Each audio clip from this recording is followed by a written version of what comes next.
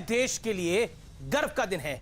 यह चौपाई मैंने क्यों पढ़ी, इसका अर्थ आपको इस कार्यक्रम में मिल जाएगा।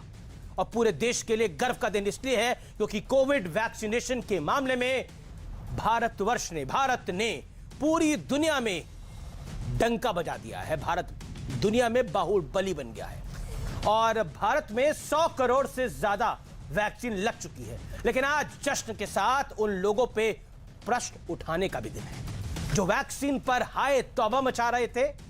कोई कह रहा था कि वैक्सीन नपुंसक बना देगी, कोई तो यह कह रहा था कि यह बीजेपी का टीका है, मैं इसे नहीं लगवाऊंगा।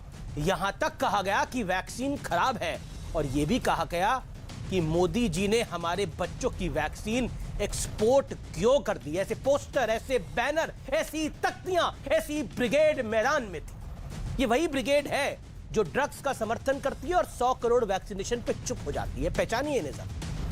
भारत के खिलाफ दुनिया भर में प्रोपेगेंडा भी हो रहा था और कहा जा रहा था कि इतनी बड़ी आबादी को टीका कैसे लगेगा।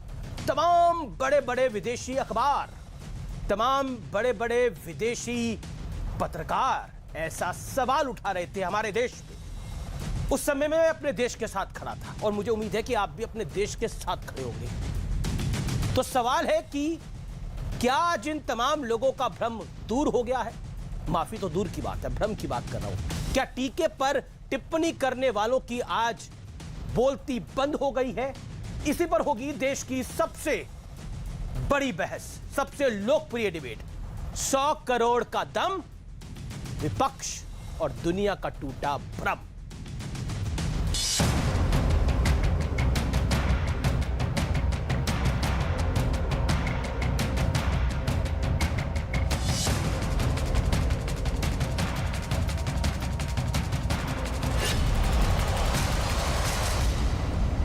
देखिए, मैं तो नहीं लगवाऊंगा अभी वैक्सीन, मैंने अपनी बात कह दी।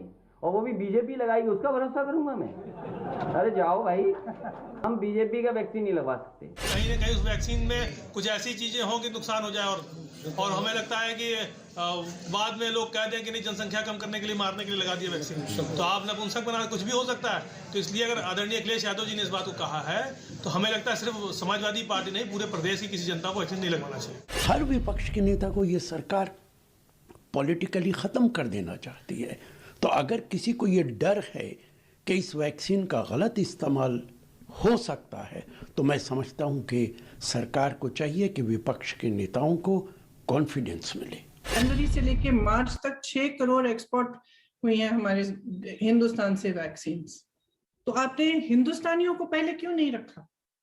आपने उनको प्राथमिकता क्यों नहीं दी? अलग अलग देशों को हमने वैक्सीन दिया, वैक्सीन डिप्लोमेसी कर रहे हैं, हिंदुस्तान का नाम रोशन हो गया। भ्रम वाले तमाम आरोपों का सबसे बड़ा जवाब 100 करोड़ का रिकॉर्ड तोड़ वैक्सीनेशन। देश आज उन तमाम वैज्ञानिकों को, डॉक्टरों को और मेडिकल स्टाफ को सलाम करता है जिन्होंने 100 करोड़ वाले इस लक्ष्य को मोदी सरकार के विजन के साथ कामयाब बना दिया है। 100 साल में आई सबसे बड़ी महामारी का मुकाबला करने के लिए देश के पास अब 100 करोड़ वैक्सीन डोज का मजबूत सुरक्षा कवच है। मैं प्रत्येक भारतवासी को बधाई देता हूं। लेकिन इसके साथ ही आज बीजेपी को तमाम विपक्षी पार्टियों को घेरने का मौका भी मिल गया। माननीय प्रधानमंत्री जी को, पूरे देश को अपने वैज्ञानिकों पर भरोसा था, लेकिन विपक्ष को भरोसा नहीं था। आज उन लोगों के ऊपर भी प्रश्न चिन्ह उठता है जो हमारे वैज्ञानिकों की काबिलियत पर प्रश्न चिन्ह खड़ा करते थे, जो जनता के बीच में भय और भ्रम की स्थिति पैदा करते थे। दुर्भाग्य से अगर ये महामारी कांग्रेस की सरकार के समय आया होता, क्या होता? भाई बहन इटली भाग गए होते, भारत में नजर नहीं आते।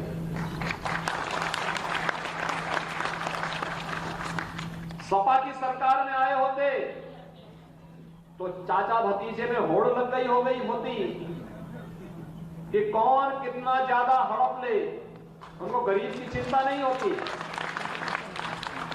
किस माफिया को कहां ठेका दिलवा दें। हालांकि विपक्ष के कुछ नेता इस आंकड़े पर भी सवाल उठा रहे हैं। प्रधानमंत्री माननीय नरेंद्र मोदी जी और उनकी सरकार एक बार फिर प्रपंच और स्वांग कर खुद की पीठ थपथपाने में लगी है। हमें लगता है 100 करोड़ लोगों को लगा है। अगर 18 साल से कम की आबादी देख लें तो हमें लगता है इसमें भी कोई आंकड़े की जगलरी हो रही है। जिस देश की 135 करोड़ की आबादी हो, जिसमें देश में लगभग 45 से 50 करोड़ लोग 18 साल से कम उम्र के हों, तो किन लोगों के का बहुत लोगों को लगा दिया है कि ये वैक्सीनेशन। लेकिन आज सबसे बड़ा सवाल है कि क्या विपक्ष को 100 करोड़ वाली कामयाबी के जश्न से परहेज है? इसी पर होगी देश की सबसे बड़ी बहस। 100 करोड़ का दम, विपक्ष का टूटा भ्रम। और अब वक्त है आर पार के सुप्रसिद्ध विश्लेषण का। मैं एक एक करके आपके सामने सत्य के तथ्य रखूंगा, झूठ पर भारी सच का विश्लेषण। आइए एक एक करके सुनते हैं कि सच झूठ क्या है और सच क्या है। वैक्सीन फर्जी है। भारत की वैक्सीन बेहद कारगर है और जो कोवैक्सीन है, ऐसा माना जा रहा है कि वो बहुत इफेक्टिव है। हालांकि सारी वैक्सीन इफेक्टिव है, लेकिन कोवैक्सीन लेटेस्ट जो कोविड का स्ट्रेन है उससे भी डील कर सकती है। मंजूरी में जल्दबाजी मिली, यह भी कहा गया। ट्रायल के नतीजे शानदार आए हैं, सच ये है। और जो झूठ बोला गया, अगला सुनिए। वैक्सीन से जान को खतरा हो सकता है। कई लोगों ने तो बोला कि हमें हमारी पॉलिटिकल लाइफ को भी खतरा हो सकता है। राशिद अलवी ये कह रहे थे कि अगर पॉलिटिकल लोगों को ऐसा लगता है कि सरकार के मन में कुछ षड्यंत्र है तो क्या कर सकता है, पॉलिटिक्स भी तो की जा सकती है इसको लेकर। वैक्सीन पूरी तरह से सुरक्षित है। वैक्सीन नपुंसक बनाएगी, सपा के एक नेता ने इस बात को बोला। हमने बाइट को भी सुनाया। दावा पूरी तरह से झूठा, फर्जी, मनगढ़ंत उनके मन की बात होगी। शायद ये वैक्सीन में कहीं नहीं है और दुनिया भर में किसी वैक्सीन से ऐसा नहीं है। अगला बात, कांग्रेस के एक नेता ने बोला वैक्सीन में बछड़े का खून है। वो नेता फरार है इस समय। वैक्सीन में बछड़े का सीरम नहीं है, यही सत्य है। हमारी रफ्तार सबसे सुस्त है, हम तो पहुंच ही नहीं सकते। हम देखिए, हमारा देश इस लड़ाई को लड़ रहा था और अब सोचिए कितनी नेगेटिविटी फैलाई जा रही थी कि हम इस लड़ाई को नहीं लड़ सकते। हमारा जो लक्ष्य है ये तो ऐसा लक्ष्य है जो कभी पूरा ही नहीं होगा। इसको तो 5 साल लगेंगे पूरा होने में। 100 करोड़ का जब आंकड़ा पहली बार सरकार ने दिया तो मेरे कार्यक्रम में कई नेताओं ने, कई एक्सपर्ट्स ने बोला ऐसा संभव हो नहीं सकता, कैसे करेंगे। लेकिन डॉक्टर्स कह रहे थे कि अगर हमने ठान ली और सरकार ने ठान ली तो हो जाएगा। उसी पैनल में डॉक्टर्स कहते थे कि लोग अगर भ्रम ना फैलाएं तो हम हो सकता है जल्दी ये आंकड़ा पार कर ले। लेकिन देश जीता, झूठ और प्रपंच और भ्रम हार गया। आप जीते हो व्यूअर्स, आपकी जीत है, ये आपने वैक्सीन लगवाई। और ये जीत है उस विचार की जिसने सोचा हर परिस्थिति में कि वैक्सीन लगनी चाहिए। ये जीत है डॉक्टर्स की, ये जीत है नर्सेस की, ये जीत है मेडिकल स्टाफ की, ये जीत है देश के कोटि कोटि लोगों की। अगला पॉइंट, देश में वैक्सीन की भारी कमी है, लेकिन वक्त से पहले यह टारगेट पूरा हो गया। मेरे साथ बात करने के लिए आज की इस चर्चा में डॉक्टर संबित पात्रा है। वो डॉक्टर भी हैं और बीजेपी के प्रवक्ता भी हैं। मेरे साथ अभय दुबे हैं। मेरे साथ आज की इस चर्चा में कांग्रेस की पार्टी के प्रवक्ता हैं, नेता हैं। मेरे साथ अनुराग भदौरिया हैं, समाजवादी पार्टी के। वैक्सीन को लेकर इनके मन में भी काफी सारे सवाल थे। आज भी कुछ सवाल इनके चेहरे से झलक रहा है कि कुछ है इनके पास। दूसरी तरफ शादाब चौहान जी हैं, इनका भी अभिनंदन है। सबसे पहले मैं अभय दुबे आपका रुख करूंगा, आप ही के पास आऊंगा। अभय जी, मई से अब तक या फिर मैं कहूं जून जुलाई से अब तक कांग्रेस मजबूत हुई है या कमजोर हुई है? अमीश देवगन जी, मेरे सवाल का जवाब दीजिएगा 10 सेकंड के अंदर। मेरे सवाल का जवाब कि जून से नवंबर का महीना अब आने वाला है, दिवाली आने वाली है, कांग्रेस मजबूत हुई है या कमजोर हुई है? 7 सालों में देश कमजोर देश तो कमजोर हो गया 7 सालों में। मैं कांग्रेस की बात कर रहा हूं सर। कांग्रेस पे क्या कहना चाहते हैं आप? कांग्रेस के प्रवक्ता है ना आप, अभी कांग्रेस पे कांग्रेस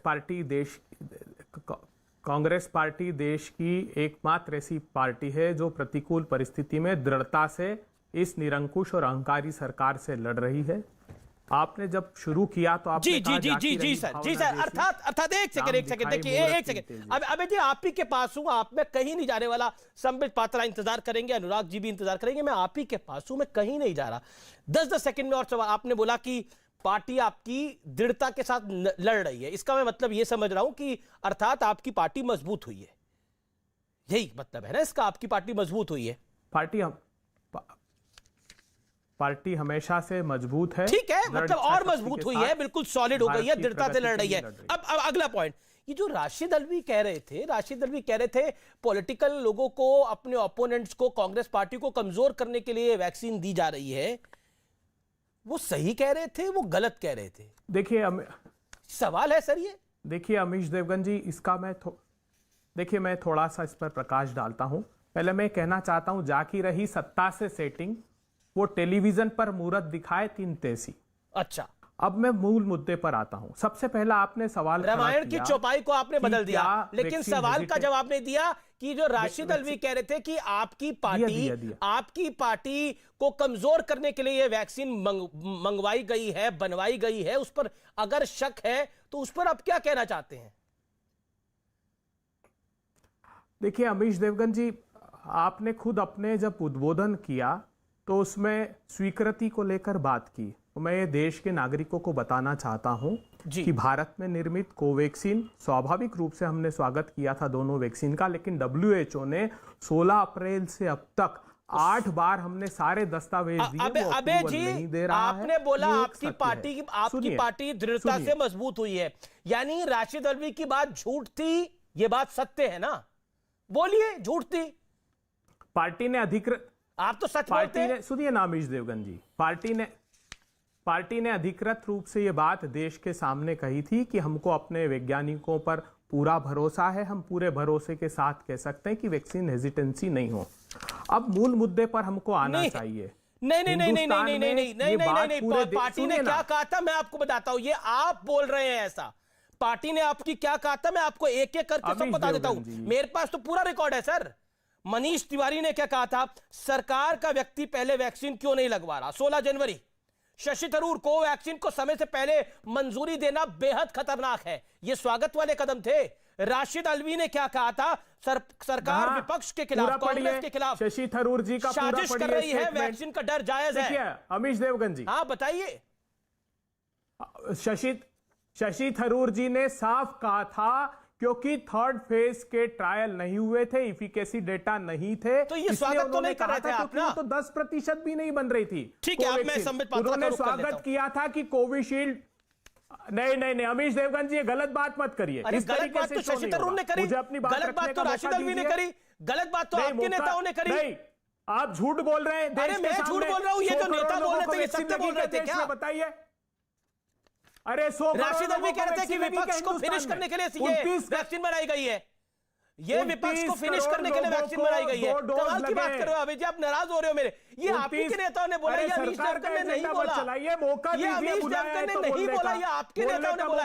नाराज होना है तो शशि थरूर पे नाराज होइए, आवाज बंद कर दीजिए। नाराज होना है तो राशिद अल्वी पे नाराज होइए। अरे अबे भाई, आप तो मेरे पे गुस्सा उतार रहे हैं, गुस्सा उतारिए राशिद अल्वी पे। आप बोलिए, अरे राशिद अल्वी को फोन करिए, फोन घुमाइए तुरंत मेरे शो से और फोन करके बोलिए भाई ये क्या बोल दिया, फजीयत हो रही है हमारी आज। बोलिए राशिद अल्वी को फोन करके। कोई फजीयत, अरे आप व्यर्थ की बात मत करिए, मेरे 10 सेकंड में सुन लीजिए, की बात कर रहा हूं, सरकार को बेनकाब कर दूंगा 10 सेकंड में। अरे 20 सेकंड लीजिए, बिल्कुल धराशायी कर दीजिए। 20 सेकंड दिया आपको, धराशायी बिल्कुल। अब मैं उम्मीद करता हूं, आपका बड़ा रिस्पेक्ट करता हूं। अरे बिल्कुल सर, हम भी आपको बड़ा सम्मान करते हैं, सम्मान पूरी बिल्कुल सर। देखिए, ये देश को मैसेज जाना चाहिए, 100 करोड़ लोगों को वैक्सीन नहीं लगा है, 29 करोड़ लोगों को 2 डोज दिए गए हैं, जो कि G20 देशों में 19वां स्थान हमारा है, सबसे निचले स्थान पर। 42 करोड़ लोगों को एक डोज मात्र लगा है और 38 करोड़ की ऐसी आबादी है जिसको एक भी डोज हिंदुस्तान में नहीं लगा है। हमको दिसंबर तक, जैसा सरकार ने कहा था कि 108 करोड़ रुपए की करोड़ की जो एलिजिबल पॉपुलेशन है उसको दिसंबर तक 2 डोज दे देंगे, तो 110 करोड़ डोज की 2 महीने में आवश्यकता है, जो कि फुलफिल सरकार नहीं कर सकती। सरकार ने 16 जनवरी से वैक्सीनेशन का प्रोग्राम स्टार्ट किया और 21 जनवरी को पहला कंसाइनमेंट बांग्लादेश भेज दिया 50 लाख वैक्सीन का, जबकि हिंदुस्तान में सिर्फ 19 लाख वैक्सीन लगे थे। 7.25 करोड़ वैक्सीन विदेशों में भेज दिए। प्रधानमंत्री जी प्रसिद्धि की भूख में मर रहे थे और हम लोग यहाँ त्राहिमाम कर रहे थे। 29 जनवरी को वर्ल्ड इकोनॉमिक फोरम पर प्रधानमंत्री ने घोषणा कर दी कि ये महामारी हिंदुस्तान से खत्म हो गई, जबकि रवांडा के प्रेसिडेंट ने हिंदुस्तान आने से मना कर दिया। यूके के प्राइम मिनिस्टर ने हिंदुस्तान आने से मना कर दिया। पूरा विश्व कह रहा था कि दूसरी वेव आने वाली है जो भयावह स्थिति पैदा करेगी, मगर प्रधानमंत्री जी को सत्ता की भूख सताती थी। वो 5 राज्यों के चुनाव में जाना चाहते थे, इसलिए हिंदुस्तान के साथ उन्होंने धोखा किया। अब रुक जाओ सर, संबित पात्रा, ये आंकड़ों का की जगलरी है, ये एनसीपी ने बोला। कांग्रेस तो और आगे बढ़ गई, अभय दुबे तो और आगे बढ़ गई। ये झूठ है, प्रपंच है, ये सिर्फ मैनेजमेंट हो रहा है, इवेंट हो रहा है और कुछ नहीं हो रहा। संबित पात्रा, अब आपने अपने वक्तव्य को रखा, बोलिए। देखिए अमीश जी, आज की लड़ाई कोई भारतीय जनता पार्टी की प्रवक्ता, कांग्रेस के प्रवक्ता और समाजवादी पार्टी के प्रवक्ता के बीच की नहीं है। आज हिंदुस्तान जीता है। आज बड़े बड़े देश हिंदुस्तान को फोन कर रहे हैं, हिंदुस्तान के राष्ट्राध्यक्ष को बधाई दे रहे हैं। संयुक्त राष्ट्र ने भी और WHO ने भी हिंदुस्तान को बधाई दी। पर विपक्ष को फर्जी लग रहा है। हिंदुस्तान जीत रहा है, हिंदुस्तान ने एक एक्स्ट्रा, कोई बात नहीं, आज मैं उनको क्षमा करता हूं, आज उनसे मैं उलझूंगा भी नहीं। एक अच्छा दिन है, अच्छे दिन में अगर भ्रम वाले गम खा रहे हैं तो इसमें मैं कुछ नहीं कर सकता हूं और मुझे चिल्लाना नहीं चाहिए। मुझे शांति से डिबेट करना चाहिए, आंकड़ों को रखना चाहिए।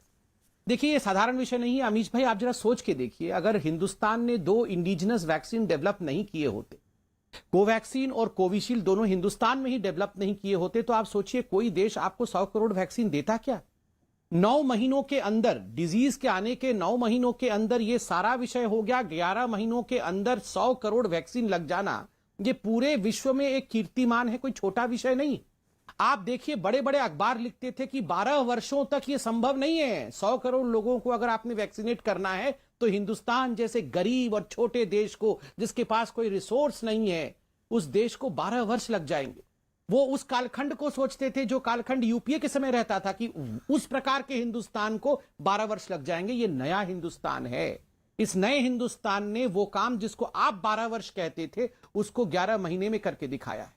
आप सोचो जरा, ये न्यूयॉर्क टाइम्स और वॉशिंगटन पोस्ट क्या लिखते थे अमीश भाई? ये लिखते थे कि इंडिया में तो कोल्ड चेन मेंटेन नहीं हो सकता है, ये वैक्सीन तो गांव तक ट्रांसपोर्ट ही नहीं हो सकती है, संभव ही नहीं है, असंभव है।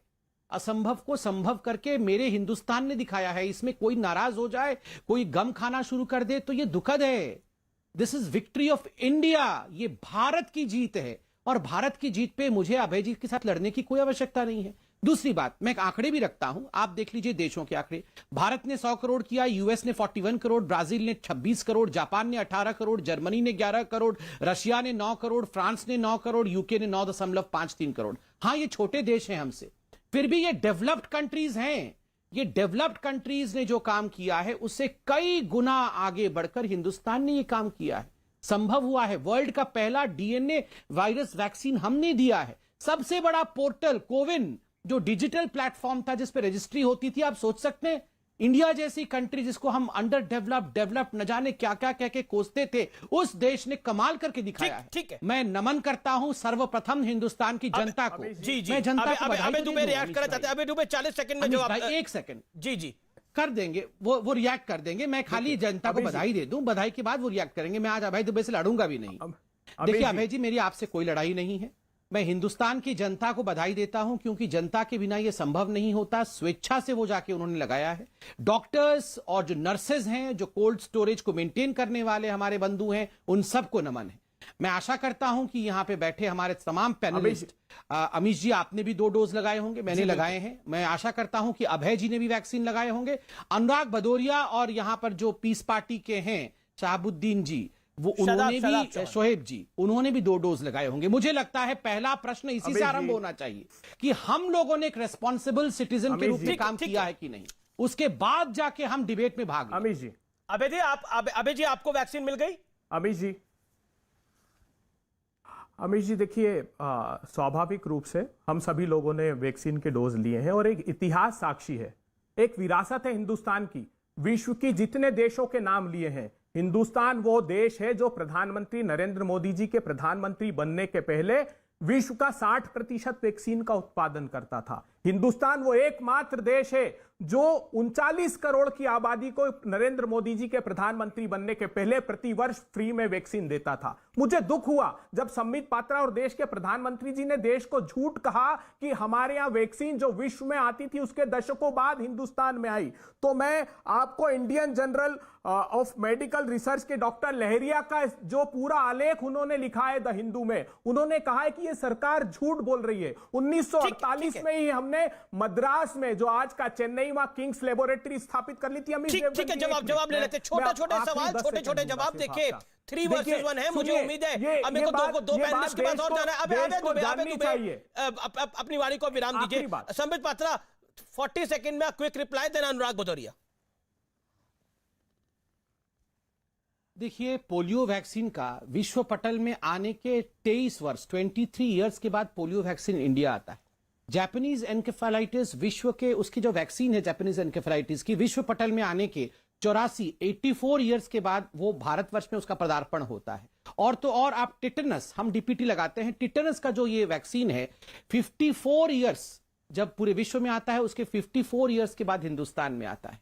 इंडिया कभी कमजोर नहीं था, मगर इंडिया ने ये जो एक बहुत बड़ा कीर्तिमान स्थापित किया है कोरोना वायरस को लेकर कि ये कोई छोटा विषय नहीं है, इसमें हिंदुस्तान की जीत हुई।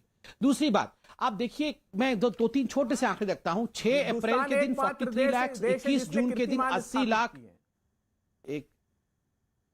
मैं तो नेहरू जी को भी धन्यवाद दे रहा हूं, आप परेशान मत होइए, आप बोलिएगा तो सबको धन्यवाद दे दूंगा, गांधी परिवार को। अभी सुन लीजिए मेरी बात।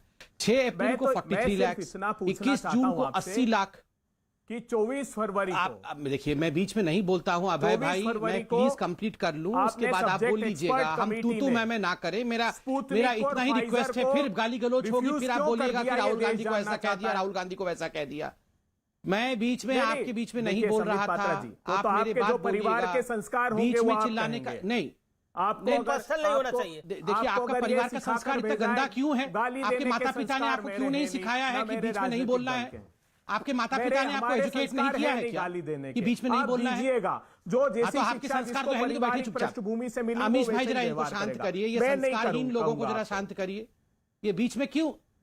तो आप नहीं कहेंगे तो शांत बैठिए ना, मुझे कंप्लीट करने दीजिए, फिर संस्कार मिले वो दिखते हैं रोज टेलीविजन। क्यों हम संस्कारों पर डिबेट को लेके आए? देखिए,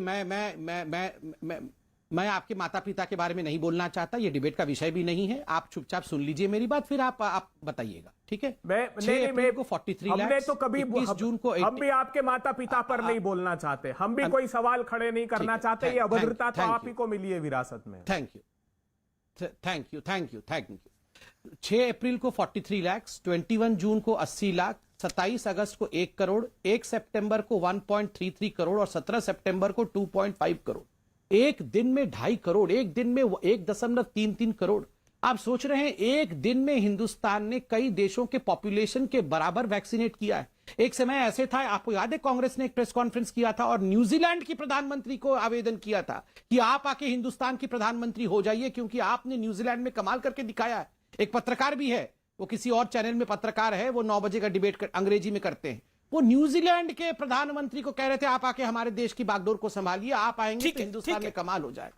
आज न्यूजीलैंड की परिस्थिति क्या है और हिंदुस्तान की परिस्थिति क्या है? मैं न्यूजीलैंड नहीं जाना चाह रहा, मैं उत्तर प्रदेश जाना चाह रहा हूं। अनुराग भदौरिया, सबसे पहले तो सबसे महत्वपूर्ण सवाल, आपने वैक्सीन ले लिया है? अब आप सवाल पूछिए ना, हमें तो जनता की चिंता है, हम जनता की बात करेंगे ना। हमें तो हम वो लोग हैं जो पहले जनता की चिंता करते हैं। कमजोर, गरीब, परेशान जनता को पहले वैक्सीन लगने मैंने वैक्सीन ले लिया, उनको लगेगी तो मैं अपने आप ही लगा लूंगा। पहले हमारे गरीब जनता को तो लग जाए ना, हम उनकी व्यवस्था पहले कर लें। हम भारतीय जनता पार्टी की तरह नहीं कि पहले हम लगा लें और बेचारे गरीब और कमजोर लोग रह जाएं, तो पहले उनको लगेगी तो हम अपने आप लगा लेंगे, पहले उनको लगवाने दीजिए। दूसरी बात, भारतीय जनता पार्टी नहीं लगवाई वैक्सीन अभी। शाबाशी का सिंड्रोम है, सुन तो लीजिए, मैं अपनी बात पूरी कर लूं। जी सर, भारतीय जनता पार्टी को शाबाशी का सिंड्रोम है, शाबाशी चाहिए, हर बात पे शाबाशी चाहिए। अरे भैया, शाबाशी का इतना ही शौक है तो एक बार कोविड काल में जो वहां लाशें को कुत्ते नोच रहे थे, जानवर नोच रहे थे और बिना ऑक्सीजन के लोग तड़प तड़प के मर गए, परिवार के परिवार बर्बाद हो गए, लाखों लोगों की मौतें हो गई, तब कहां थे? तब नहीं आया कोई बोलने के लिए, तब किसी ने दो शब्द नहीं लिखे, तब भी तो लेना चाहिए था। मौत की जिम्मेदार भी तो सरकार है। सरकार की नाकामी की वजह से लाखों लोगों की मौतें होगी कोविड काल में, उसकी जिम्मेदारी कौन लेगा? और 30 करोड़ जनता को यहाँ पे वैक्सीन लगी है, आप 100 करोड़ चिल्ला रहे हो और शाबाशी ले रहे हो। शाबाशी होगी तो डॉक्टर की होगी, हेल्थ वर्कर की होगी ना, बीजेपी के कार्यकर्ता ने थोड़ी लगाया है। यह संबित पात्रा लेके हमारे जो गप्पू मार रहे थे इतनी देर से, गप्पे मार रहे, कह रहे असंभव को संभव कर दिया। बिल्कुल आपने असंभव को संभव कर दिया, क्योंकि आपने इस देश के अंदर में कभी ऐसा नहीं हुआ था कि लोग यहां पे रोंदे जाएंगे। असंभव को संभव है, कभी ऐसा नहीं हुआ था यहाँ पे इस देश के अंदर में कि कोई भी पुलिस वाला होटल के घुस के अंदर किसी को गोली से मार देगा। असंभव है, आपने संभव कर दिया भाई। तो आप तो वैक्सीन पे आ रहा हूं, तो कभी ऐसा नहीं हो सकता था संभव, क्योंकि 30 करोड़ को लगाया, आप 100 करोड़ बता रहे हो। बिल्कुल असंभव को संभव कर दिया। ये बीजेपी वाली वैक्सीन आप नहीं लगवाएंगे, आपने सौगंध खा ली है क्या? जनता को भ्रमित मत कीजिए, ये आपने सौगंध खा ली है, ये बीजेपी वाली वैक्सीन नहीं लगाने वाले। और नहीं, मेरी बात सुन लीजिए ना, और बार बार भारतीय जनता पार्टी अच्छा, हमने लगा दी। सपा के टैक्स पेयर, हमारा आपका पैसा है, संबित पात्रा नहीं आया है, खेती बेच के नहीं लगाया बीजेपी के नेताओं ने। बिल्कुल संबित जवाब देंगे, संबित पात्रा, आपके पैसे से वैक्सीन लगी है, कोई आपने मुफ्त में नहीं लगा दी। और जो इवेंट करते हो ना, इवेंट, संबित जवाब देखिए, ये रुकते नहीं, आपको ऐसे जवाब देना पड़ेगा, मौका ढूंढना पड़ेगा। ये इवेंट करते हैं, ये कभी ये 30 करोड़ यहाँ पे रुक जाइए गुरु, हमारे डॉक्टर ने लगवाई है। रुकिए, ब्रेक लगाइए, थोड़ा ब्रेक लगाइए, ब्रेक लगाना पड़ेगा ब्रेक। इसकी शांत तो आराम से जवाब सुन लेते हैं अनुराग भाई, प्लीज। ओके, जवाब संबित। नहीं, मौत की जिम्मेदारी ले लें गप्पू। अच्छा ठीक है, सारी जिम्मेदारी लेंगे। और ये आप अपने आप को वैक्सीन की जिम्मेदारी नहीं ले रहे, वो तो पूरे देश की जिम्मेदारी ले लें। 40 करोड़ की है। ठीक है, संबित पात्रा बोलिए, ये रुकते नहीं है, बोलिए आप। इनको पूरा बोल लेने दीजिए, मैं बीच पे चिल्लाना नहीं चाहता। देखिए अमीश भाई, ये तो उदाहरण देखो, है जिस स्पीड से अभी, पहले अमीश भाई मैं तो बीच में नहीं बोलूंगा, अमीश भाई इनको पूरा बोलने दो। गप्पे सुनिए, इनकी गप्पे सुन लेना बस। इनसे ये मत पूछना कि कोविड काल में लोगों की मौतों में दुख व्यक्त नहीं करेंगे। ये गप्पू लाल गप्पे मारेंगे, ये नहीं बोलेंगे कि 100 के पार डीजल पेट्रोल। मुझे ब्रेक के लिए रुकना पड़ेगा संबित, मैं ब्रेक के बाद आता हूँ। शादाब चौहान, मैं ब्रेक के बाद आता हूँ, मैं ब्रेक के बाद आ रहा हूँ, अब देखते रहिए आर पार।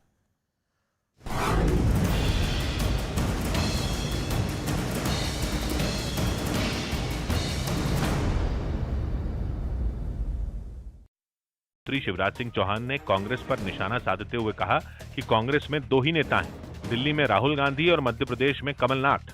साथ ही उन्होंने ये आरोप भी लगाया कि कमलनाथ ने प्रदेश कांग्रेस के सभी पदों पर कब्जा कर उसे अनाथ कर दिया है।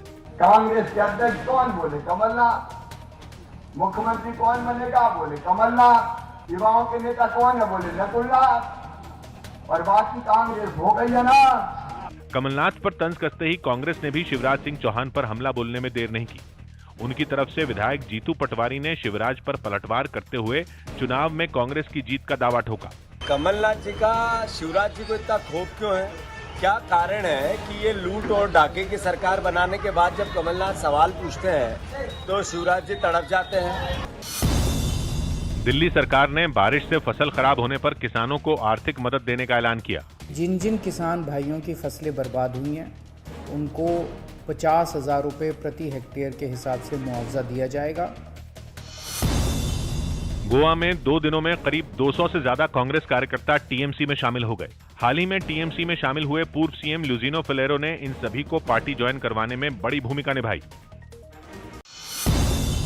राहुल गांधी ने उत्तराखंड में भारी बारिश और जमीन खिसकने से मारे गए लोगों के प्रति दुख जताया। साथ ही अपनी पार्टी के कार्यकर्ताओं से लोगों की मदद के लिए राहत और बचाव के काम में जुटने की भी अपील की। कांग्रेस नेता हरीश रावत ने पार्टी आलाकमान को एक खत लिखा और पंजाब प्रभारी का पद छोड़ने की गुजारिश की।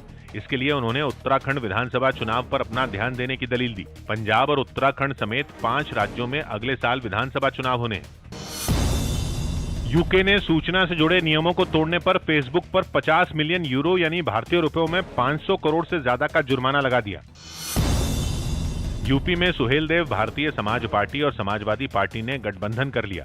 यानी दोनों दल राज्य में अगले साल होने वाले विधानसभा चुनाव मिलकर लड़ेंगे। इस गठबंधन के ऐलान से पहले सुहेल देव भारतीय समाज पार्टी के अध्यक्ष ओम प्रकाश राजभर ने अखिलेश यादव से मुलाकात भी की।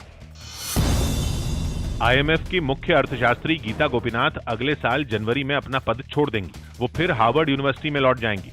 वो पहले भी इस यूनिवर्सिटी में प्रोफेसर रह चुकी हैं।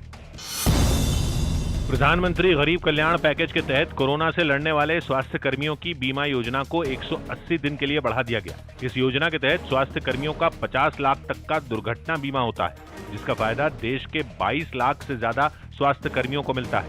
इस योजना के तहत अब तक 1300 से ज्यादा लोगों को मदद मिली है। स्वास्थ्य मंत्रालय ने भारत आने वाले विदेशी यात्रियों के लिए कोरोना की नेगेटिव रिपोर्ट जरूरी कर दी। ये रिपोर्ट यात्रा से 72 घंटे पहले की होनी चाहिए। अफगानिस्तान के काबुल में तालिबान को निशाना बनाकर ग्रेनेड से हमला किया गया, जिसमें तालिबान के कुछ लड़ाके घायल हो गए।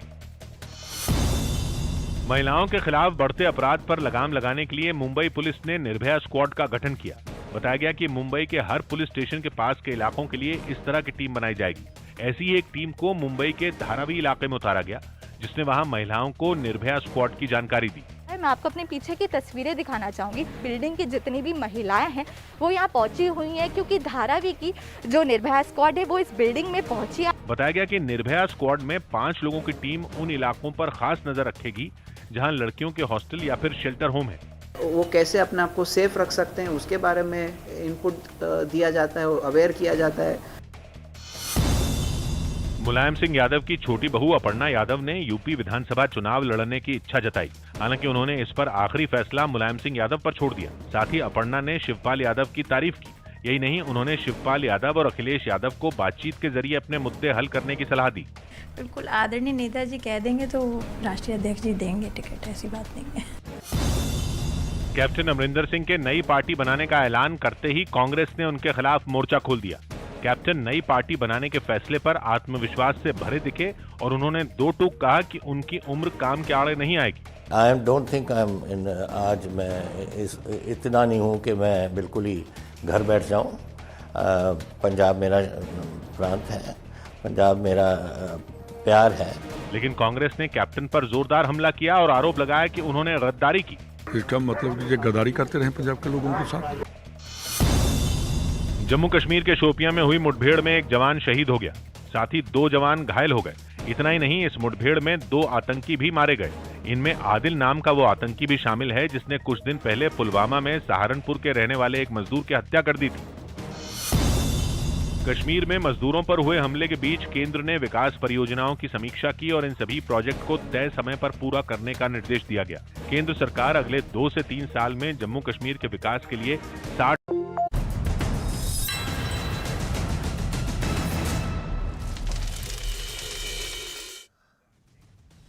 Welcome back. आप देख रहे हैं देश का सबसे लोकप्रिय कार्यक्रम आर पार। संबित पात्रा, जो बात अनुराग भदौरिया ने बोली उसका जवाब। देखिए, पहली बात है, मुझे आश्चर्य हुआ। इससे पहले भी मैं एक चैनल में था और अनुराग भदौरिया मेरे साथ थे। जब मैंने उनको पूछा कि क्या आपने वैक्सीनेशन लगवाया है, तो उन्होंने कहा समाजवादी पार्टी का कोई भी कार्यकर्ता वैक्सीनेटेड नहीं है। अखिलेश यादव ने भी वैक्सीनेशन नहीं लगवाया है। हम तभी वैक्सीनेशन लगवाएंगे जब पूरा हिंदुस्तान वैक्सीनेटेड हो जाए। ये अपने आप में एक बहुत गैर जिम्मेदाराना रवैया। परिवार यहाँ अनाथ हुए हैं, लाखों परिवार के सर से उनके फादर का साया उठा है, किसी की माँ का साया उठा है। ये आप इनको कंट्रोल करिए, इस प्रकार से डिबेट नहीं हो सकती। अनुराग मुझे audio down, PCR audio down करिए। इसके अलावा कोई तरीका नहीं है। अनुराग बोलिए, संबित आप अपनी बात को कंप्लीट करिए। वैसे मैं जनता जनार्दन को बता दूं कि जिस स्पीड से अनुराग बोल रहे हैं बिना सांस लिए, उसी स्पीड से हिंदुस्तान ने जनता को वैक्सीनेट किया है और 100 करोड़ की संख्या को आज प्राप्त किया है। और दूसरी बात है, ये आप अनुराग भदौरिया से नेशनल न्यूज में पूछिए। इन्होंने जो छाती पीट करके कहा है, 2-3 बार कहा है कि समाजवादी पार्टी के किसी भी कार्यकर्ता ने वैक्सीन लिया नहीं है और वैक्सीन लेंगे नहीं। ये राष्ट्रीय प्रवक्ता हैं अपने पार्टी के। अगर पार्टी के राष्ट्रीय प्रवक्ता यहां आके कहेंगे कि अखिलेश यादव भी नहीं लेंगे वैक्सीन, हम भी नहीं लेंगे। इससे पहले अखिलेश यादव जी ने कहा कि ये तो बीजेपी की वैक्सीन है। इनके नेता ने कहा ये नपुंसकता फैलाती है। ये उत्तर प्रदेश में चुनाव लड़ रहे हैं। ये एक रेस्पॉन्सिबल पॉलिटिकल पार्टी है। इस प्रकार का बयान दे रहे हैं कि हम वैक्सीन नहीं लेंगे, हमने अभी तक वैक्सीन लिया नहीं है। ये क्रिमिनल लायबिलिटी है, ये क्रिमिनल बिहेवियर है। इस प्रकार से नहीं किया जा सकता है। और ये कह रहे थे कि ये कोई नरेंद्र मोदी जी ने और भारतीय जनता पार्टी की सरकार ने अपने खेत बेच के वैक्सीन दिए हैं क्या? क्यों? जब अखिलेश यादव कहते हैं कि हमने पुल बना दिया था, हमारे समय बड़ा डेवलपमेंट हो गया था, तो आप क्या खेत बेच करके डेवलपमेंट कर रहे थे? अनुराग, पुल बना रहे थे?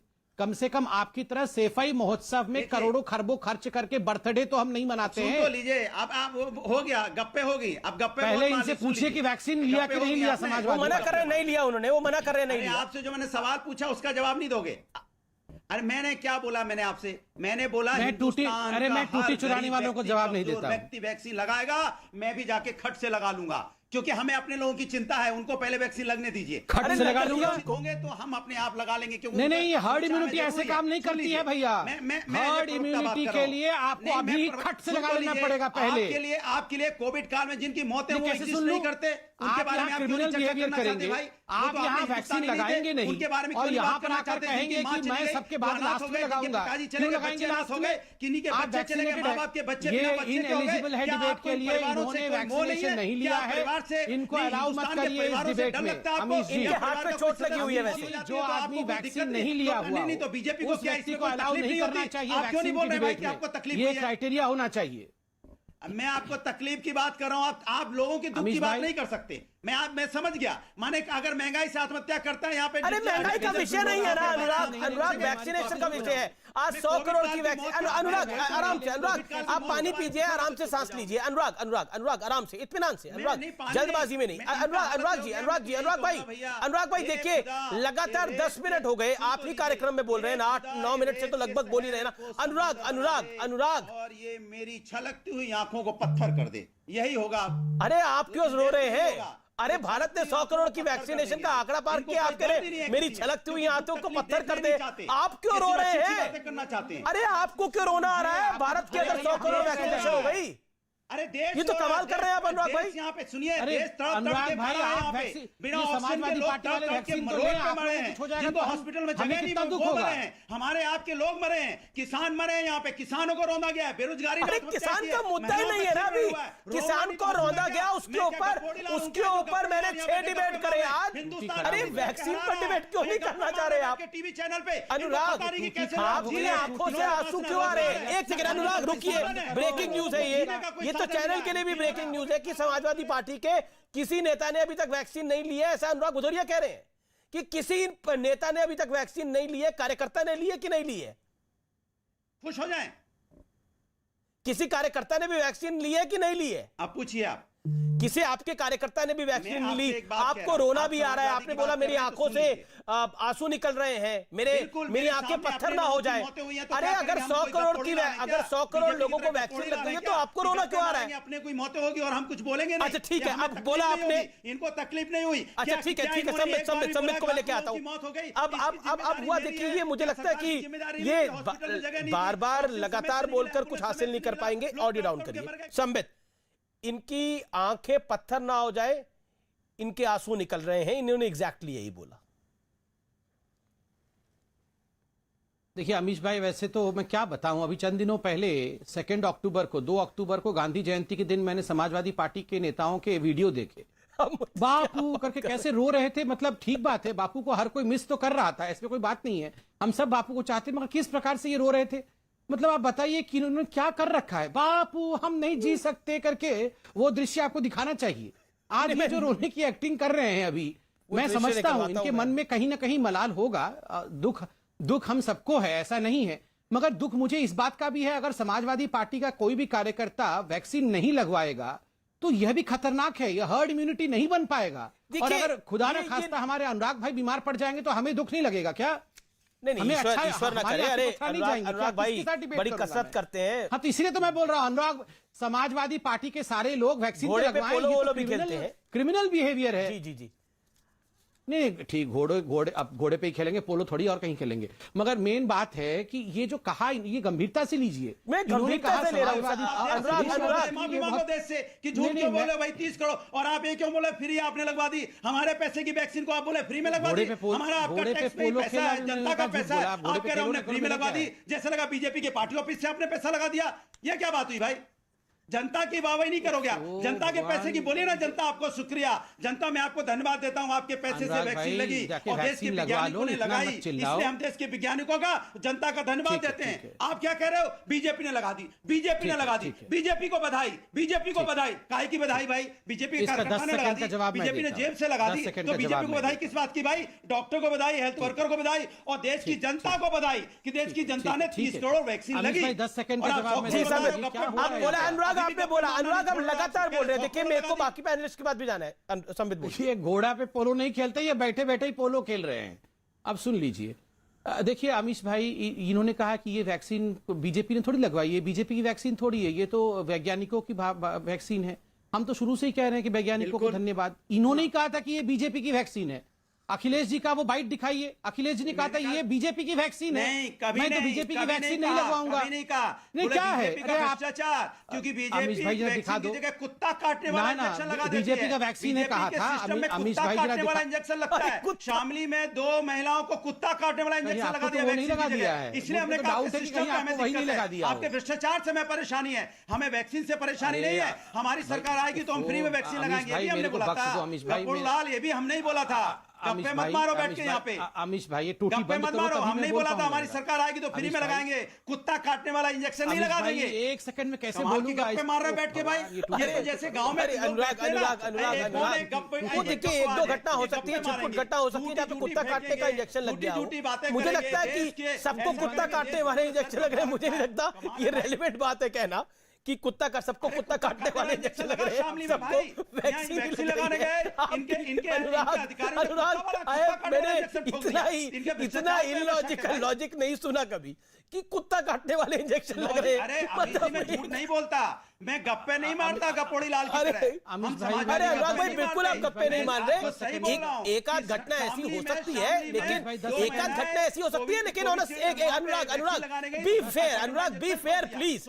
कुत्ता काटने वाला इंजेक्शन लग रहा है सबको, ये बात बोलनी जायज नहीं है ना अनुराग प्लीज। नहीं बोल रहा हूँ अमीश जी, मैं झूठ नहीं बोलता। अरे लगा होगा भाई, 1-2 घटनाएं ऐसी हो सकती है, सबको कुत्ता काटने वाले इंजेक्शन लग रहे हैं। आप क्या बात कर रहे हैं? ये आपका एक नेता कह रहा था नपुंसक हो रहे हैं, आपके लिए कुत्ता काटने वाले इंजेक्शन लग रहे हैं उसकी जगह। एक सेकंड अनुराग, आपने अपनी बात को रख लिया, आपने बात। देखिए मेरे साथ एक और मेहमान है जो लगातार वेट कर रहे हैं। अनुराग भाई वेट करिए प्लीज।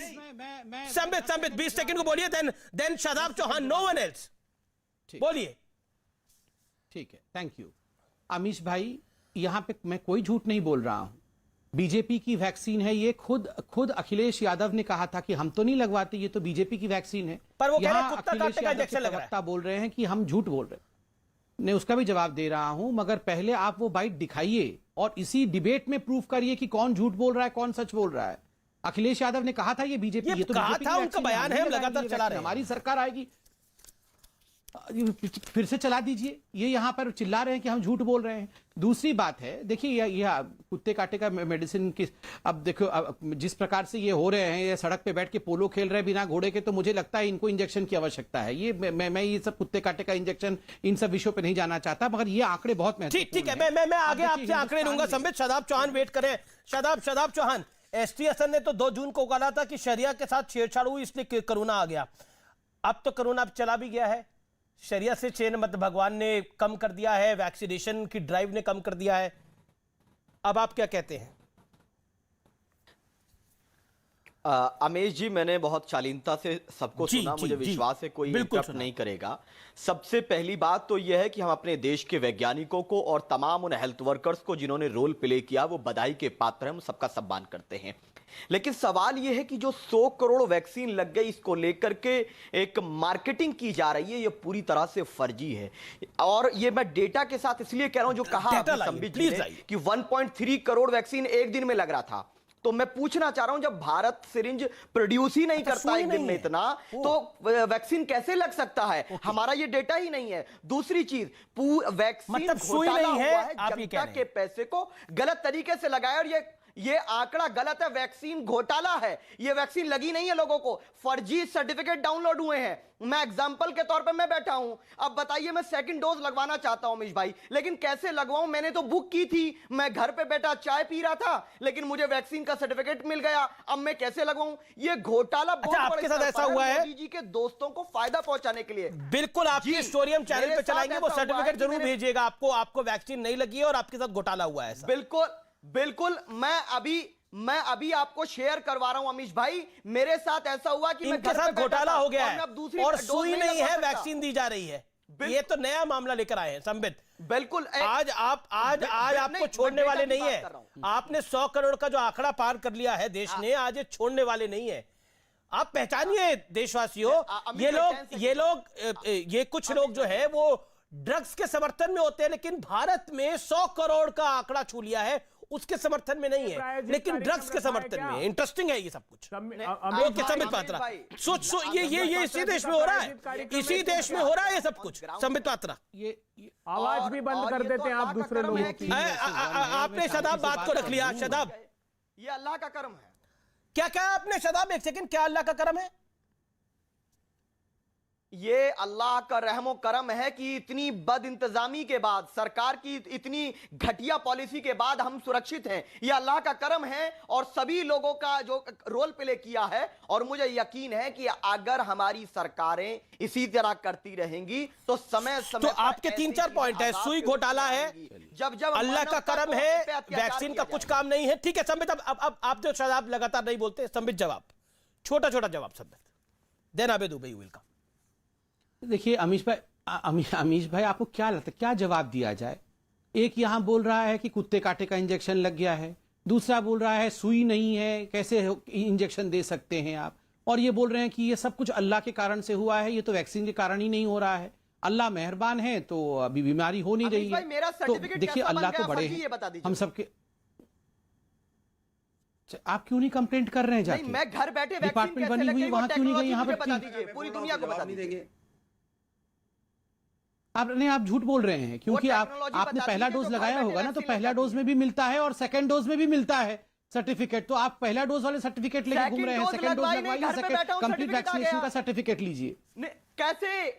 फर्स्ट डोज लगवाई है? बिना लगवाए आ गया। फर्स्ट डोज लगवाई है? कौन सी टेक्नोलॉजी है जो 10 किलोमीटर दूर जाकर? अच्छा, फर्स्ट डोज भी नहीं लगवाया है, ठीक है। अरे अमीश भाई, पूरा सुन लीजिए, अगर जवाब देना तो पूरा सुन लीजिए। अमीश भाई मैं कैसे बोलूंगा बीच में? मैं तो इनको पूरा सुनना, मैं चुप बैठा हूं। मैं देखिए बदतमीज लोगों के साथ और जिनका बेसर पैर बातों का जवाब कोई दे नहीं सकता है। एक कहावत है वेद में कि मूर्खों के साथ कभी भी आपको डिबेट नहीं करना चाहिए, तो मूर्ख आपको आपके लेवल पे लेके आएगा। संबित बताइए कि नहीं, हिम्मत नहीं है तो आप शांति से बैठिए, मैं बोल लूं। कैसे वैक्सीन लग सकता है? अच्छा ठीक है, आपने शदाब पूछ लिया, एक बात को 4 बार पूछ लिया, उनको वैसे ही जैसे रोहिंग्यान घुस जाता है वैसे ही लगा है आपको। जैसे रोहिंग्यान हिंदुस्तान का निवासी है ना आपके लिए, वैसे ही आपको वैक्सीन भी लगा है। हाँ, आपके लिए तो रोहिंग्यान हिंदुस्तानी है, बांग्लादेशी हिंदुस्तानी है, वैसे ही आपको वैक्सीन लगाएंगे आप। ये आप अपनी मुसलमानों को फर्जी वैक्सीन, मतलब आप जरा सोचिए अमीश भाई, यहां पर किस प्रकार का षड्यंत्र ये लोग, यहां मुसलमान शब्द भी नहीं बोला गया, मुसलमानों को फर्जी वैक्सीन लगवाना। और दूसरी बात इन्होंने कहा अल्लाह का रहमो करम है तभी हिंदुस्तान आज बचा हुआ है। देखिए अल्लाह तो बड़े हैं, वो तो ईश्वर है, मगर आप बताइए इस लॉजिक से जो हुआ था इससे पहले जब परिस्थिति खराब थी तब क्यों नहीं कहते थे कि अल्लाह के कारण परिस्थिति खराब हो गई? अच्छी परिस्थिति हो गई तो अल्लाह के कारण हो गई, खराब परिस्थिति हो गई तो वो मोदी के कारण हो गई। ये किस प्रकार का लॉजिक है? ये किस प्रकार की बात है? और मुसलमानों को फर्जी वैक्सीन लगाना। अमीश भाई मैं तो हाथ जोड़ के एक निवेदन करूंगा, वैसे आप तो ठीक करते हैं, इन लोगों को बुलाते हैं ताकि देश में ये लोग एक्सपोज हो सके, मगर ऐसे लोगों को बुलाना डिबेट में भी अपने आप में एक पाप है जो कहते हैं मुसलमानों को फर्जी वैक्सीन लगाई गई। शदाब और दूसरा यहां पर बिना वैक्सीन लेकर बैठे हुए हैं, हरा कुर्ता नहीं, ये हरा कुर्ता पहन के बिना वैक्सीन लगा के क्यों बैठे हैं? इनको घर भेजिए। जो लोग वैक्सीन नहीं लगाते हैं उनको वैक्सीन वाले डिबेट में क्या अनुराग शांत, शदाब चौहान को बोलने दीजिए, वो बिल्कुल नहीं आए कार्यक्रम। जो वैक्सीन यहाँ पर वैक्सीन वाले डिबेट में क्यों बुलाया जाए? हमारी वैक्सीन भी उनको लग जाए, अरे अनुराग सुरक्षित हो जाए, उनको तो सुरक्षा दीजिए। सुन लीजिए अरे अनुराग भाई, मैं एक सवाल पूछ रहा हूँ संबित। नहीं मैंने सुन संबित लिया। को मैं चैलेंज कर रहा हूँ। आज देश के गप्पूलाल का जवाब दे रहा था। अरे एक सेकंड अनुराग भदौरिया, बस करिए अनुराग, बस करिए। करनी होती है वो अपने, पूछोगे दिल्ली तो बताएंगे पाकिस्तान, पूछोगे पाकिस्तान तो बताएंगे अफगानिस्तान। ये देश की बात करते कब है? इनसे पूछा जा रहा है हिंदुस्तान की बात तो पता नहीं। एक सेकंड अनुराग एक सेकंड शादाब चौहान बोलिए आप। अरे अनुराग जी, गलती से कहीं कुत्ते काटे वाला इंजेक्शन तो नहीं लग गया है आपको? तब से आप वही बोले जा रहे हैं, कुत्ते काटे वाला इंजेक्शन, कुत्ते काटे वाला आपको लग गया, आपको गलती से इंजेक्शन लग गया कुत्ते काटने वाला, इसलिए आप थोड़ा गड़बड़ा जा रहे हो। बोलते बोलते आप बांग्लादेश चले गए। अरे हम तो सोच रहे थे हमारी बात करोगे तो आप तो बांग्लादेश भाग गए थे, फिर आपको खींच के लाना पड़ता है। कहाँ जा रहे हो गप्पू भाई? एक सेकंड शादाब को दिखाइए, शादाब को दिखाइए, आपको दिल्ली शादाब को दिखाइए, शादाब को दिखाइए। ये क्या तरीका है? यही सिखाया अखिलेश यादव ने आपको? अखिलेश यादव से यही सीख के आए आपको? जो भोभो कर रहे हैं आप, अपनी टर्न पे बोलिए, आपको शर्म नहीं आती? भाषा आप अहंकार में डूब गए अनुराग जी। पूरी बात सुनिए, मैं प्रेम से आपसे अनुरोध कर रहा हूं इतनी देर से कि अपने टर्न पे बोलिए, लेकिन आप हर जगह कूदना है आपको, ये गलत बात है। मैं संबित जी से 2 पॉइंट पे सवाल करना चाह रहा हूं जो जेन्युइन इश्यूज है।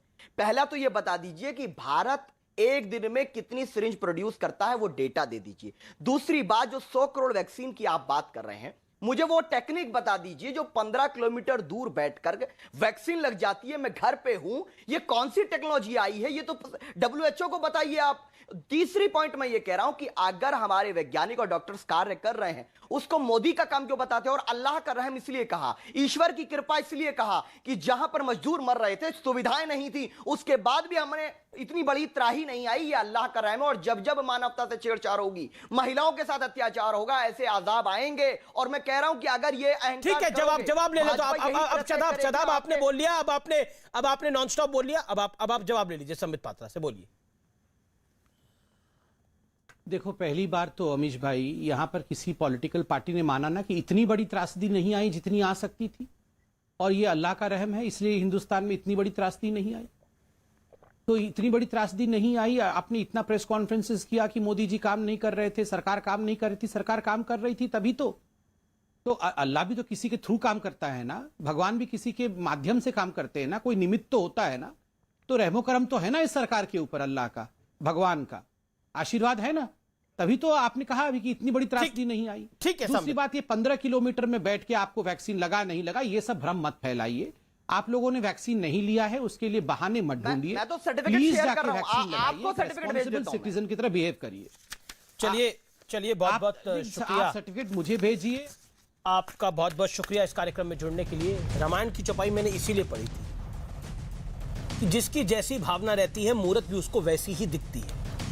लेकिन सत्य ये है कि 100 करोड़ वैक्सीन लगे हैं, जो देश के लिए वाकई गर्व की बात है। आपके लिए, मेरे लिए, समूचे देशवासियों के लिए। और धन्यवाद तमाम स्वास्थ्य कर्मियों का जिन्होंने इसको अंजाम तक पहुंचाया है। शुभ रात्रि, नमस्कार।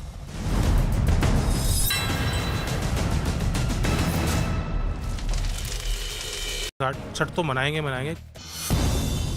दिल्ली के सिंघू बॉर्डर पर बेरहमी से हुई लखबीर सिंह की हत्या के मामले पर पंजाब सरकार ने SIT बना दी।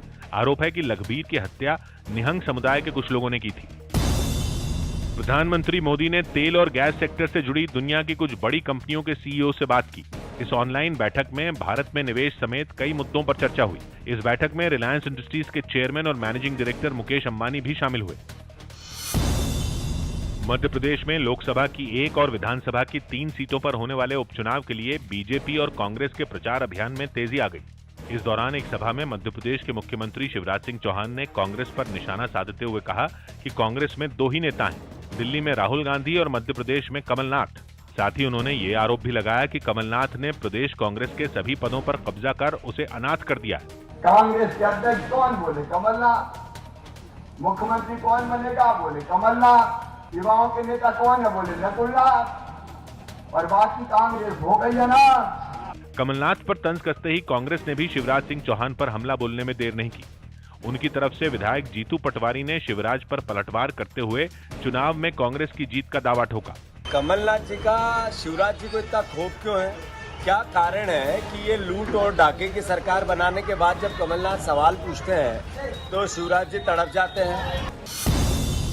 दिल्ली सरकार ने बारिश से फसल खराब होने पर किसानों को आर्थिक मदद देने का ऐलान किया। जिन जिन किसान भाइयों की फसलें बर्बाद हुई हैं उनको 50,000 रुपये प्रति हेक्टेयर के हिसाब से मुआवजा दिया जाएगा। गोवा में 2 दिनों में करीब 200 से ज्यादा कांग्रेस कार्यकर्ता टीएमसी में शामिल हो गए। हाल ही में टीएमसी में शामिल हुए पूर्व सीएम लुजिनो फिलेरो ने इन सभी को पार्टी ज्वाइन करवाने में बड़ी भूमिका निभाई। राहुल गांधी ने उत्तराखंड में भारी बारिश और जमीन खिसकने से मारे गए लोगों के प्रति दुख जताया। साथ ही अपनी पार्टी के कार्यकर्ताओं से लोगों की मदद के लिए राहत और बचाव के काम में जुटने की भी अपील की। कांग्रेस नेता हरीश रावत ने पार्टी आलाकमान को एक खत लिखा और पंजाब प्रभारी का पद छोड़ने की गुजारिश की। इसके लिए उन्होंने उत्तराखंड विधानसभा चुनाव पर अपना ध्यान देने की दलील दी। पंजाब और उत्तराखंड समेत 5 राज्यों में अगले साल विधानसभा चुनाव होने हैं। यूके ने सूचना से जुड़े नियमों को तोड़ने पर फेसबुक पर 50 मिलियन यूरो यानी भारतीय रुपयों में 500 करोड़ से ज्यादा का जुर्माना लगा दिया। यूपी में सुहेलदेव भारतीय समाज पार्टी और समाजवादी पार्टी ने गठबंधन कर लिया, यानी दोनों दल राज्य में अगले साल होने वाले विधानसभा चुनाव मिलकर लड़ेंगे। इस गठबंधन के ऐलान से पहले सुहेलदेव भारतीय समाज पार्टी के अध्यक्ष ओम प्रकाश राजभर ने अखिलेश यादव से मुलाकात भी की। आईएमएफ की मुख्य अर्थशास्त्री गीता गोपीनाथ अगले साल जनवरी में अपना पद छोड़ देंगी। वो फिर हार्वर्ड यूनिवर्सिटी में लौट जाएंगी। वो पहले भी इस यूनिवर्सिटी में प्रोफेसर रह चुकी हैं। प्रधानमंत्री गरीब कल्याण पैकेज के तहत कोरोना से लड़ने वाले स्वास्थ्य कर्मियों की बीमा योजना को 180 दिन के लिए बढ़ा दिया गया। इस योजना के तहत स्वास्थ्य कर्मियों का 50 लाख तक का दुर्घटना बीमा होता है, जिसका फायदा देश के 22 लाख से ज्यादा स्वास्थ्य कर्मियों को मिलता है। इस योजना के तहत अब तक 1300 से ज्यादा लोगों को मदद मिली है। स्वास्थ्य मंत्रालय ने भारत आने वाले विदेशी यात्रियों के लिए कोरोना की नेगेटिव रिपोर्ट जरूरी कर दी। ये रिपोर्ट यात्रा से 72 घंटे पहले की होनी चाहिए। अफगानिस्तान के काबुल में तालिबान को निशाना बनाकर ग्रेनेड से हमला किया गया, जिसमें तालिबान के कुछ लड़ाके घायल हो गए। महिलाओं के खिलाफ बढ़ते अपराध पर लगाम लगाने के लिए मुंबई पुलिस ने निर्भया स्क्वाड का गठन किया। बताया गया कि मुंबई के हर पुलिस स्टेशन के पास के इलाकों के लिए इस तरह की टीम बनाई जाएगी। ऐसी ही एक टीम को मुंबई के धारावी इलाके में उतारा गया, जिसने वहां महिलाओं को निर्भया स्क्वाड की जानकारी दी। मैं आपको अपने पीछे की तस्वीरें दिखाना चाहूंगी। बिल्डिंग की जितनी भी महिलाएं हैं वो यहाँ पहुंची हुई हैं, क्योंकि धारावी की जो निर्भया स्क्वाड है वो इस बिल्डिंग में पहुंची है। बताया गया कि निर्भया स्क्वाड में 5 लोगों की टीम उन इलाकों पर खास नजर रखेगी जहां लड़कियों के हॉस्टल या फिर शेल्टर होम है।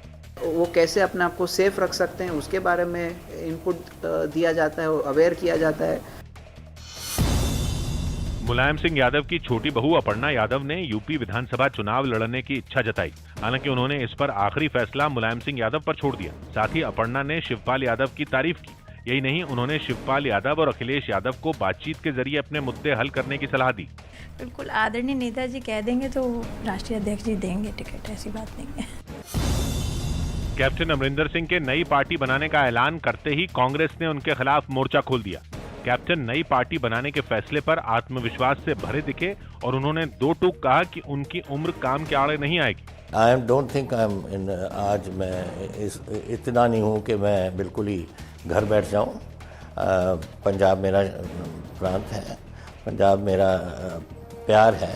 लेकिन कांग्रेस ने कैप्टन पर जोरदार हमला किया और आरोप लगाया कि उन्होंने गद्दारी की। इसका मतलब कि ये गद्दारी करते रहे पंजाब के लोगों के साथ। जम्मू कश्मीर के शोपियां में हुई मुठभेड़ में एक जवान शहीद हो गया, साथ ही 2 जवान घायल हो गए। इतना ही नहीं, इस मुठभेड़ में 2 आतंकी भी मारे गए। इनमें आदिल नाम का वो आतंकी भी शामिल है जिसने कुछ दिन पहले पुलवामा में सहारनपुर के रहने वाले एक मजदूर की हत्या कर दी थी। कश्मीर में मजदूरों पर हुए हमले के बीच केंद्र ने विकास परियोजनाओं की समीक्षा की और इन सभी प्रोजेक्ट को तय समय पर पूरा करने का निर्देश दिया गया। केंद्र सरकार अगले 2 से 3 साल में जम्मू कश्मीर के विकास के लिए 60,000 करोड़ रुपए खर्च करेगी। कोरोना की वजह से दिल्ली में सार्वजनिक जगहों पर छठ पूजा मनाने पर लगी रोक पर सियासत नहीं थमी। डीडीएमए यानी दिल्ली डिजास्टर मैनेजमेंट अथॉरिटी के बैन के बावजूद बीजेपी के कब्जे वाले दक्षिणी दिल्ली नगर निगम ने त्योहार मनाने की तैयारी शुरू कर दी। नगर निगम ने छठ घाटों पर तैयारी शुरू कर दी। इस वक्त हम साउथ एमसीडी के सागरपुर इलाके में हैं। हालांकि डीडीएमए उपराज्यपाल के निर्देश पर काम करता है, लेकिन बीजेपी ने आरोप लगाया कि दिल्ली की केजरीवाल सरकार ने डीडीएमए के जरिए पाबंदी लगाई। राज्य सरकार परमिशन नहीं देगी तो फिर भी हम छठ तो मनाएंगे। दिल्ली के सिंघू बॉर्डर पर बेरहमी से हुई लखबीर सिंह की हत्या के मामले पर पंजाब सरकार ने SIT बना दी। आरोप है कि लखबीर की हत्या निहंग समुदाय के कुछ लोगों ने की थी। प्रधानमंत्री मोदी ने तेल और गैस सेक्टर से जुड़ी दुनिया की कुछ बड़ी कंपनियों के CEO से बात की।